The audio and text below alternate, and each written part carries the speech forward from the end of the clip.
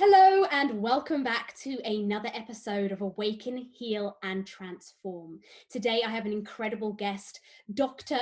Oberdan will be joining us. He is a qualified psychologist and clinical sexologist, and he has his own practice in Singapore. He helps individuals and couples reconnect with their true essence, the beauty of life within their careers and relationships. And I am so excited and very intrigued to find out about his journey, as well as his understanding of what our essence means for living a life in alignment with our true potentiality. So let's welcome Dr. Oberdan. Hello, Dr. Oberdan. Thank you so much for joining the Awaken, Heal and Transform podcast today. I am so excited to have you here and hear all about your expertise in the field of psychology. So we connected through a mutual friend, I would say, that I met through Instagram, who I also interviewed on my podcast, Rebecca. And she has attended one of your beautiful retreats, I believe, or was a previous client of yours. And she said, I had to get in touch with you because you had an amazing sort of way of viewing the world through the fact that we are essence of beings. And that really resonated with me. So obviously I wanted to bring you up here to talk about your journey and what has led you into your depths to getting into the mind and being able to utilize that to help others. First of all, thank you very much, Francesca, for having me here. It's exciting to be able to speak to you and your audience and to share part of my story, which I hope it's going to be helpful to your listeners.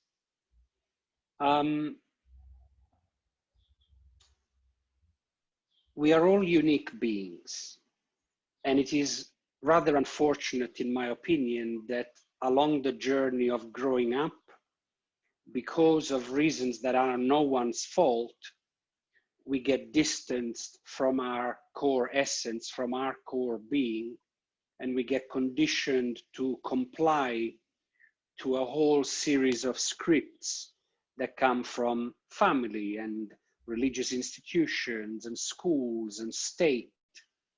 And so often in the journey to comply with those scripts so that we can be accepted into the world we are part of, we lose ourselves.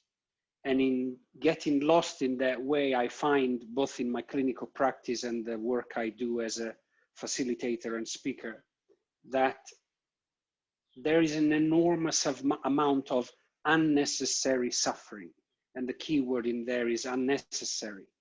And so my work and my mission is to help alleviate that unnecessary suffering.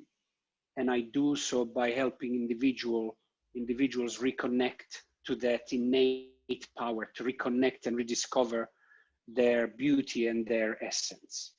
I do so in a multitude of capacities. I'm a trained psychologist and I have a doctorate in clinical sexology. So I run a clinical practice in which I work with individuals and couples on a wide array of matters. And all of my work there, whether it's related to life purpose, depression, anxiety, or sexuality and relationships, is underpinned by this idea of reconnecting to the essence. And I also ran the retreat that you mentioned earlier. It's called Ice. And that's a process of psychological transformation that through the use of breath work, cold exposure, and movement helps individuals reconnect with and rewrite the core beliefs that are either enabling or disabling them from being who they need to be. Wow. That's in a nutshell what I occupy my time and energy. Super powerful. What I love there of two things that you mentioned was the word reconnect and the words innate power, because this is my mission statement as well, reconnecting people to their innate power, which is why when I sort of was researching about you and finding out that you work with the essence, that blueprint of the potentiality of who we are. I absolutely love that you dive into that. But I just want to backtrack a little bit before I get into that question. What has led you on this path? What has your journey been to lead you to where you are today? At what I like to call the earthly transactional level of analysis, I had a fairly eclectic life. I started my career in the military. I was an officer in the paratroopers regiment of the Italian Army. I then ventured into a career in IT, funnily enough, not because of IT skills, which I later found out I had a lot of, but because I spoke multiple languages. Mm. That career in IT then led me to teaching IT related matters, which reawakened my passion for being with people more than with machines. And through that journey, I decided to go back to education and start from scratch. So in my late 20s, I signed up to a bachelor's degree in psychology in the UK, which is where I was living at the time. I loved it, then immediately signed up for a master's degree in psychology at the end of it. And through that period, I transitioned out of IT and into personal development. The way it happened was quite organic and natural to a calling that I think I've always had. Mm-hmm. I remember being always attracted to the understanding of the mind and the power the mind has over body and over collective groups of people. Mm-hmm. And when that opportunity arose in my late 20s, it felt like the natural thing to do.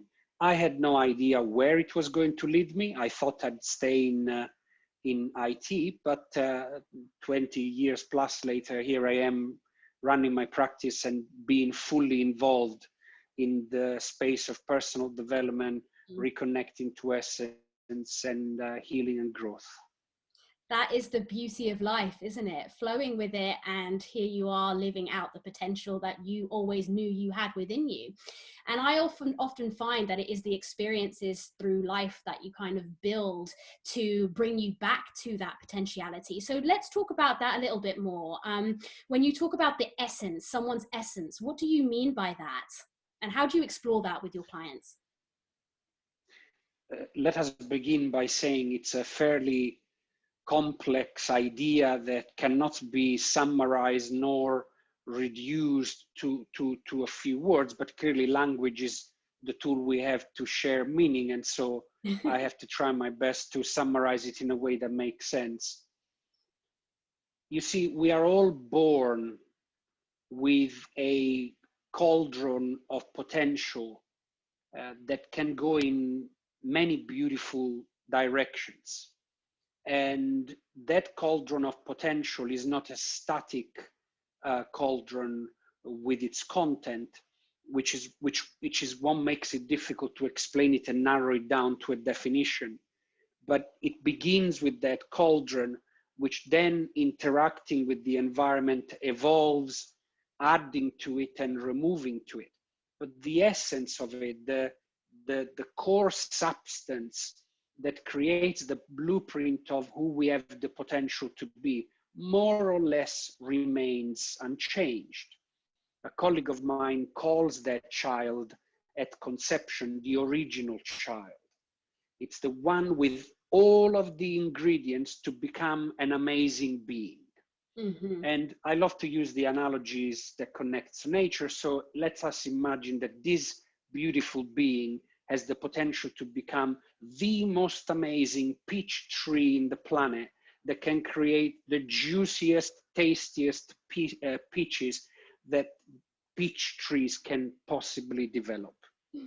We carry that essence with us throughout life, whether we are connected to it or not, whether we consciously are aware of its influence on us or not. We carry it in everything we are and in everything we do. And the best way I have found to simply describe what it is is the connection between our physical body, our emotional body, our intellectual body, and our spiritual body. These are the manifestations of what I earlier called the earthly transactional layer of analysis. But the depth of it is much more complex, much more abstract, and even spiritual in essence, and therefore difficult to describe in words. But if you think about any individual who at any moment in time is the product of this cauldron of essence they were born with, and all of the experiences that they went through life that have therefore shaped somewhat the potential to be this awesome peach tree or not, and you get a picture of what I'm actually talking about. Now, to bring it to life with a couple of examples that might help people understand how to feel it or not. Many people that I work with in my clinic come at a stage of their life where at the earthly transactional layer, they've achieved everything they were told to achieve. They were great students, they worked hard to secure the great job, they put aside a lot of money, they bought the house, they married the wonderful partner, they got the 2.1 children, they have the house with the white picket fence, and somehow life just doesn't feel right. And the common statements I hear is that, but there's something missing. I'm not quite sure what it is. That is one common example I use to illustrate when you have now realized you've disconnected from your essence. There's something in you that says that you are distant from, misaligned from who you have the potential to be, and why you have complied to all the scripts. You haven't done so in a way that feels true to you. And it's not necessarily about what you are doing in your life. Most often is about who you are being in your life. And this is key, because people then believe that what we're talking about is for them to ditch everything they've achieved, divorce the partner, leave the kids, leave the career to go and do God knows what. No. This is about being more than doing. And the other end of the spectrum, it's some of the things that your speakers speak of in your podcasts. They are those moments of awareness and awakening and connecting.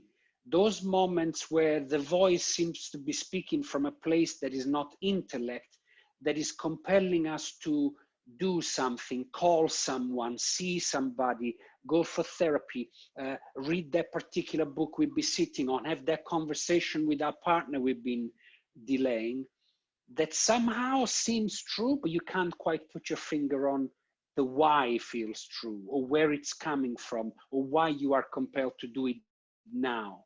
Those are examples that, again, I hear from people that I use to illustrate when we are feeling reconnected. So it's the combination of our original essence, who we have the potential to be, and how it's manifesting in our life. And at the two ends of the spectrums of how we manifest it, either feeling something is missing, something is not right, I have everything, but I'm not happy. And at the other end of the spectrum, hearing that voice deep within in a way that goes beyond the verbal, beyond the intellectual, beyond the cognitive, and knowing, not here knowing that it's true, knowing that we have to follow it. Wow, that so much of that actually really resonated with me, and of course it would, because no matter where you are in this time frame, I feel like for me it's something I have very much been aware of at a young age. When at 19, when I decided to study counseling here in the UK, and I was the youngest person in the class, and throughout everything that I chose to do, all of the activities that I felt I needed to go and do, or was drawn to doing but didn't know why, I just thought that that would be the path for me, and I just felt like compelled to go and do it. One thing always remained, and it was me being the youngest person. And I figured that out from a very young age, that people of a certain age, like you were just saying, when they feel like they had achieved all of the earthly supposed societal achievements, there was still that part of them that wasn't fulfilled, something that was almost like time was running out now, that they needed to find themselves at a pivotal point in time before it was too late. And I'm very grateful for realizing that early on, because for me, that kind of pushed me into it kind of pushed me to see past certain fears quite a bit, because I was so scared of living through life that way and getting to an age where I felt like, oh gosh, now it's too late, or how do I find myself now? And that was a huge motivator for me to reconnect to self and be very conscious of the choices that I was making, to make sure that it was in alignment with a fulfilling life, of what looked fulfilling to me. So I think what you're saying here is, you know, everyone is on this journey, and would you say that everyone would experience the moment where they've achieved certain things and they do feel the need to find themselves? Would you say that is something common for everyone, or it depends? I think being categorically universal and absolutists on any statement would be inappropriate, purely because we know there's so much diversity. We can't just generalize any statement, however sounding true or positive it might sound. So no, I wouldn't say everyone. Clearly, there are a lot of people out there who have, by luck or design, found their path. But what I would say is that many of us do receive the signals from within that they need to make minor or major adjustments. And the travesty is that most of the times we ignore those signs. Mm-hmm. And one of the reasons why I use the 4th dimension I spoke of earlier, the physical body, emotional, intellectual, and spiritual, is because those are also the dimensions through which we can access the path to essence. And I like to use this analogy in much of my work. Imagine you're driving around and you go into a meeting and you're very late, and this meeting is very, very important for you. You have to make the meeting.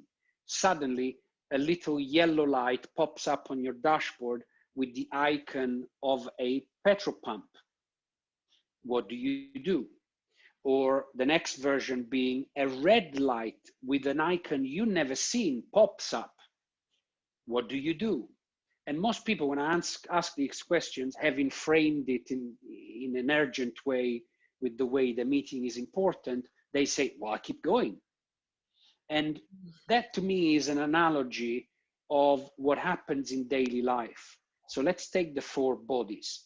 The physical body is constantly giving us signs on the dashboard of life that something needs our attention.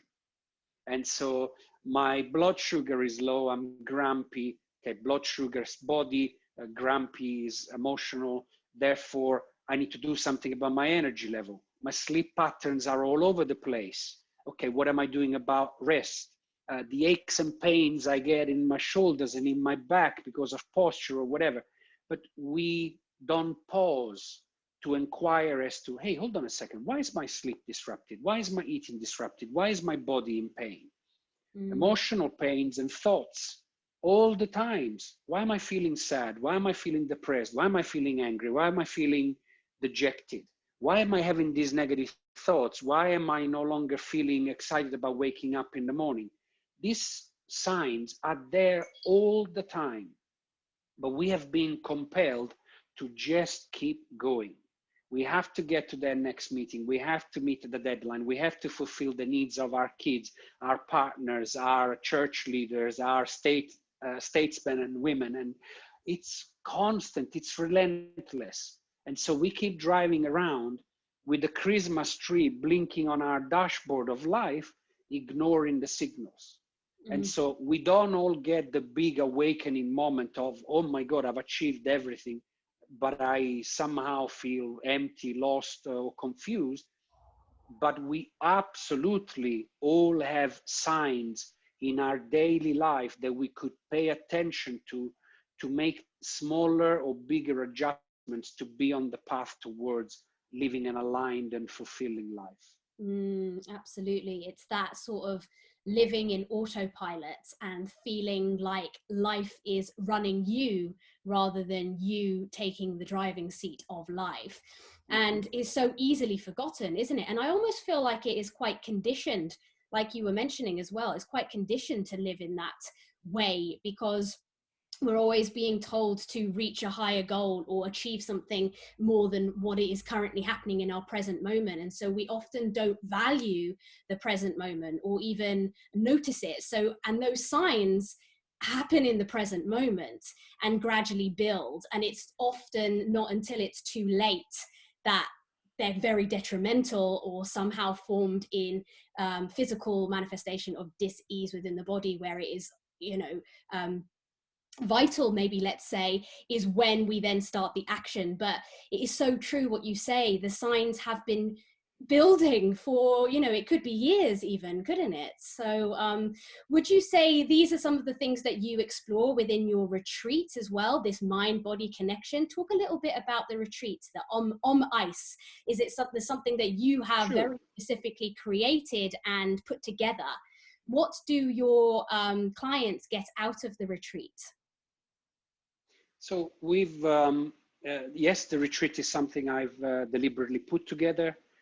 It was the result of my professional and personal journeys.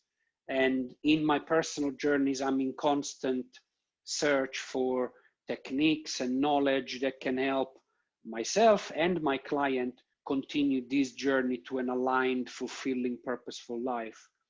And so through my life journey, I came across the Wim Hof method. And I had already been a psychologist and working as a psychologist for many years at that point. And when I completed the program, at a time in my life when I was experiencing a few traumatic events all at once, I found great relief in coupling the techniques I had learned through the Wim Hof program with the knowledge and the skills that I had as a therapist and as a psychologist. And I remember coming at the other end of that tough, traumatic journey, feeling how useful it was to have, quote unquote, packaged some of the techniques and used them on me to keep functional, to keep strong, to keep hopeful, to keep helpful, to keep useful in my roles as a clinician, as a father, as a friend, as a son, as a human being. And so I decided that I wanted to do something more formal, and I wanted to carry this forward so that it could complement the talk-based therapy I do in my clinical practice, which obviously has great limitations because it's talk-based. And while you can do some breath and movement work limited in the counseling room, I wanted something that could be packaged in an intense experience that could kickstart something new. And so the Om Ice process was designed as a result of my being a qualified psychologist, a Wim Hof method instructor, and I later also became an instructor for another breathing method called the Oxygen Advantage. And I've combined all of these techniques to create a 3-month process that is designed to help individuals identify first and target one of their core negative beliefs that was conditioned in their life, usually very, very early in one's life, in childhood, and that has effectively been running much of their operating system unbeknown to them, and has limited them in so many ways, whether it is in relationships, in entrepreneurships, in careers, in health, and going after those negative beliefs and using the physical body, the mental body, and the community body to actually go through this journey, catching the belief, throwing it away into a new framework, replacing it with a positive belief that they can carry forward and live life by. And we've had some amazing stories that came out of that. So at the end of the 3 months, we meet one final time online to take the cohort through the final steps of the processes. And one of the stories that has remained deeply ingrained in my head, because it has a real tangible physical change, was the story of a woman in her late 20s who for 4 years had not had her period. And she had seen multiple doctors from multiple disciplines, basically everyone telling her, you're totally healthy, there's nothing wrong with you, there's nothing to fix, just it'll come back. It's something in your mind. To cut a long story short, at the end of the 3 months, she recounted this story to the cohort online, and then attributed to her experiences through the OMICE process the fact that her body had unlocked and she had now been having periods again in a regular way. Now, as a psychologist who has done considerable amount of work on trauma and how the body holds traumas in a very physical way, to hear that and for her to be gracious enough to say it's because of the experiences I went through the program, I was, my mind was blown completely. And that wasn't the only example. We heard people talk about life transformations. We heard people talk about transforming their relationship with their kids as a parent. People making very important life decisions of letting go of a relationship they knew was unhealthy for a long time. And because of the program, finding the oomph to finally take the step forward. We've heard people finally stepping into their dream of starting their own career and letting go of a script that they had fulfilled so beautifully, but that wasn't theirs. So thus far, it has proven to be a deeply transformational process for many people. We have had great challenges in running it consistently because of the pandemic, but it continues to run in Singapore only at the moment. And our hope is that we can continue to grow it first regionally and eventually globally, because the stories we've heard compel us to go forward and continue this work. Yes. Wow. How transformational is that? That is an incredible one story, but like you said, you have many with that. And I truly, definitely believe that it is those mental blockages, emotional blockages, energetical blockages that the body holds that creates these physical diseases that cannot be discovered, cannot be found. I mean, I actually have a funny story about that as well. It wasn't even a rash. I just had this itching sensation all over my body for literally about a year. And it was because I felt so stuck. I was trying to get out. And I only realized that like a year after it had gone, but I was for a whole year, I was scratching to the point where I would bruise my body. And I went to every doctor, I did all the blood tests, all the allergy testing. And, you know, they were like, no, you're fine.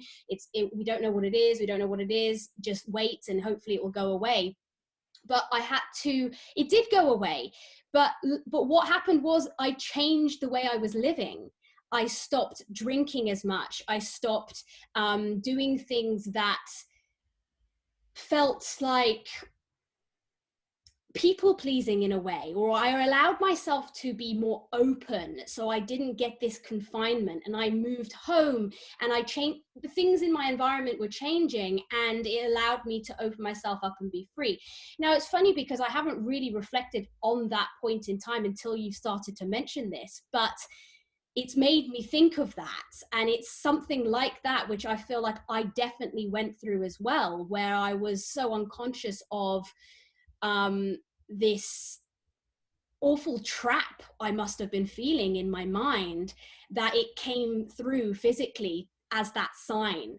And I still went a year trying to figure out what it was, but I didn't actually go within to find out what it was. I was going out of myself to find out what it was, and it just didn't work. And so many people do this, don't we? We look externally to find the answers, which are so much residing right there within us, which we need to tap back into, that reconnecting with self.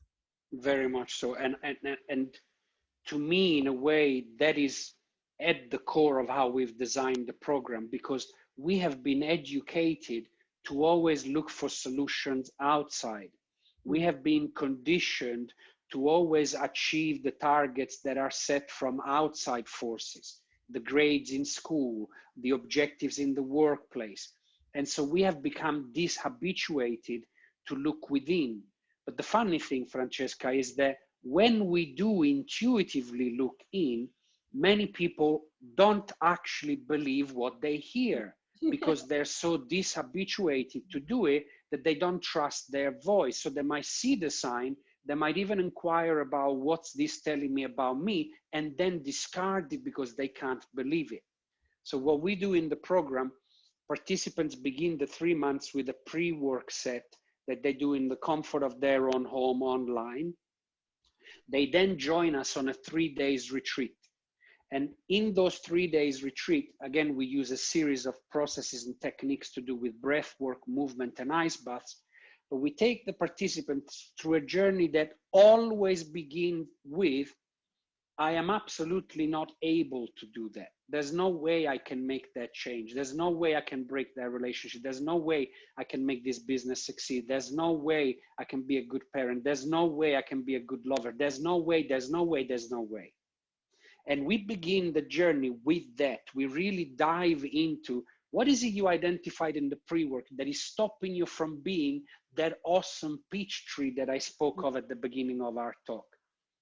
Second day, after having done a series of processes and more reflection and individual work alongside the group experiences, people come to the retreat with the idea that, hey, hold on a second, this might actually be possible.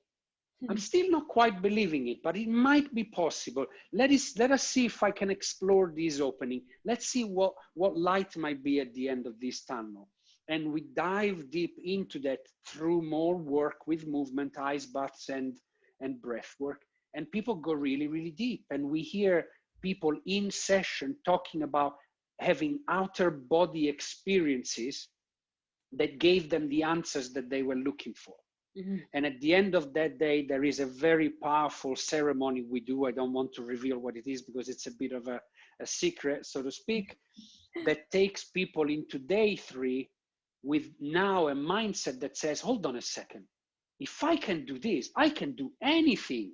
And then over day 3, through more work with all of the processes I mentioned, we work on consolidating and creating commitment to oneself, to one's own story, to the glimpse we got of our consciousness and of our essence, to believe that we can get out there back into that world with all those demands, and we can still be ourselves and be of value to ourselves and to our community. And at the end of the retreat, people engage in additional processes, which include several touch points in the 3 months. And at the end of the 3 months, the community continues on its own, where the energy has a reason for that, or people just close off the program and go off of their own journey to continue as they wish. It sounds fantastic. What I love is that people are actually getting that transformational process to change their mindsets, that when they do go back into the world, because I think a lot of the time we go to these retreats and it's almost like we see a retreat as an escape or a time where we can enjoy during that period. And then when we come back, we just fall back into place into our normal lives. And it's like that retreat never even happened. You know, so how many stories do you hear of people doing that? But what I love about what your retreat sounds like, it actually is a transformation of mindset, so that when you go back into the world, you actually see it with completely different eyes, and standing there as your juicy peach tree, as your ideology, but you are the peach tree, and you're giving out the peaches. Because that's what you naturally do as a peach tree. When you stand in your power, all you want to do is be able to share that with others. So it honestly sounds amazing. And to help that be possible for all participants, we absolutely make sure we only focus on one item per individual. They choose what item that is, and we don't openly disclose the ins and outs of everybody's story. This is not a group therapy process. This is a series of physical experiences coupled with the design of the psychological process that happens covertly below the surface. And so people choose their item, stay with that item throughout the process, so that when they rejoin the world, with all the demands that the world will continue to have, they can keep going back to that one thing. It's a seed, of course, but it's a big seed. And for many people, Francesca, who, being a peach tree, were conditioned to believe they needed to dish out pears, juicy pears at that, but not their own. And they had to create this masquerade, going to the supermarket, buying pears, sticking them on their tree, pretending that pear is what they were, to now be able to go out there and say, hold on a second, people, I give you peaches. If you want peaches, you are my crowd. Come and join me. Come and be my community. I'll give you all the peaches you want. But I'm no longer going to pretend that I'm a pear tree, because it's killing me and it's not giving you my best value. I'm not of the greatest service when I'm that. Let me be my peach tree. I love that so much. And that is so true. That is so true. It's bringing it back to remembering your essence and being that and living that, rather than trying to almost take on other people's essences or what you think is the right essence and being that. That's a great analogy. I love that. So how can people connect with you, and how can people sign up to attend the retreat, the Ice retreat? The easiest way is through our website, om-ice.com, where they can find all of the information about the program, and including the booking session for the upcoming retreats and events. We do a monthly free introduction to Ice, so people are welcome to join on Zoom. We go through a bit of an explanation, more detailed that I did today, of the process, and we also share a breathing session online for people to get a taster of what it might feel like. Those run on a monthly basis.